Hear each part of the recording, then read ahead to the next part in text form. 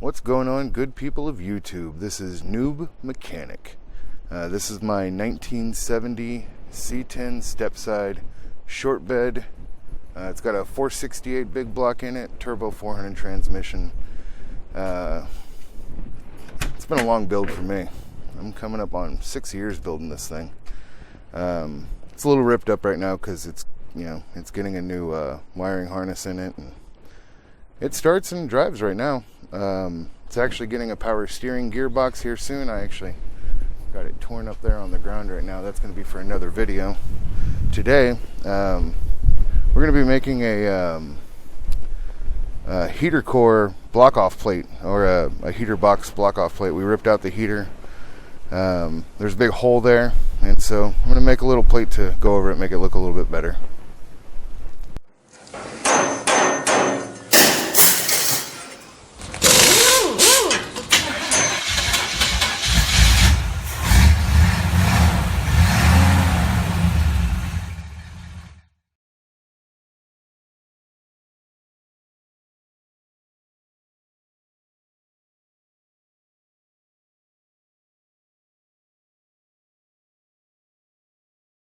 You want to start off by removing everything that was right here. I had my coil there, and I had the lines ran around here. So just start by removing everything. First thing I did, pretty basic. I got 4 sheets of computer paper, taped them together just to have something big enough to fit over that. Probably didn't need to go 4 sheets though. But what I'm going to do is I'm going to take that piece of paper and set it up against there and push down on it and see if I can get the shape of it on there so I can transfer it. And just taking this big ass piece of paper, setting it over it just like this, and just gonna draw around it so I can get the basic shape. It does help that I have a dirty finger right now.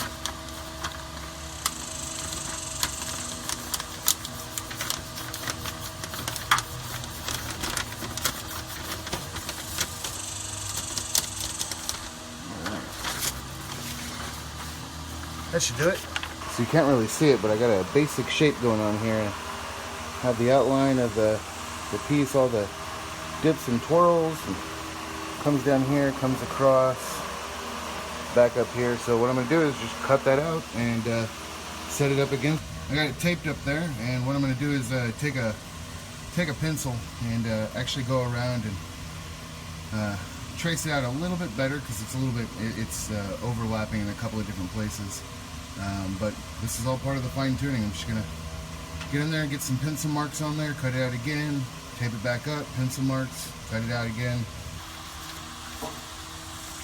So I'm using the side of the pencil just to go around and make sharper edges everywhere, just so I can get exactly the cutout.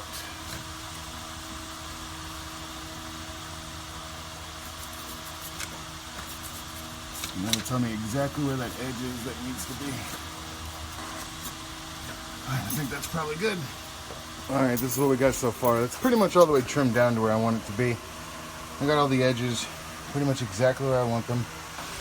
I have everything traced out. I went and got some metal cutting blades for the jigsaw. Hopefully that's going to cut it. It's only about 3 millimeters thick, so it's not too bad. And we'll see if I can get this thing cut out and file down the edges so they don't cut anybody, and see how it fits. Alrighty, that's everything cut out. Boom. The jigsaw actually did pretty alright. Just sprayed some WD-40 on it to help it cut, but it got me a pretty good blade. The corners and stuff I'm going to go and clean up with a file, and not so straight edge, but I can clean that up with a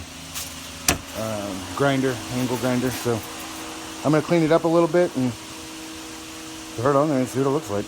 This is it all cleaned up. I got them about as straight as I want to get them.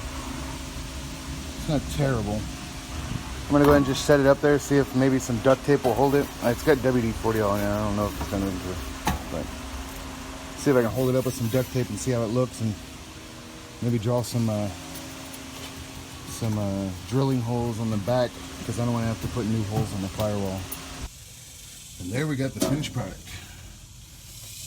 Got everything buttoned on. I actually, I ended up putting some peel and stick on the back side of it, right there, and then put it on there. I'm gonna probably put some more peel and stick over that as well, just to try to help insulate it and keep the sound out as much as possible. And then there's gonna be carpet that goes in it. But it's a nice tight seal. Everything is good. And I think it turned out pretty all right. I spent a total of with the self-tapping screws in there. I think I spent a total of about $12 for the screws, the plate, and the blades that I needed to cut that out. So it was a pretty cheap project. Well, that's all I got for you. I mean, if this video helped y'all out at all, please feel free to leave a comment, or if you have any questions or concerns, criticisms, anything, feel free to leave a comment. Please like the video, that helps me out a lot, and subscribe if you like what you see here. Y'all have a wonderful rest of y'all's day. Keep turning those wrenches.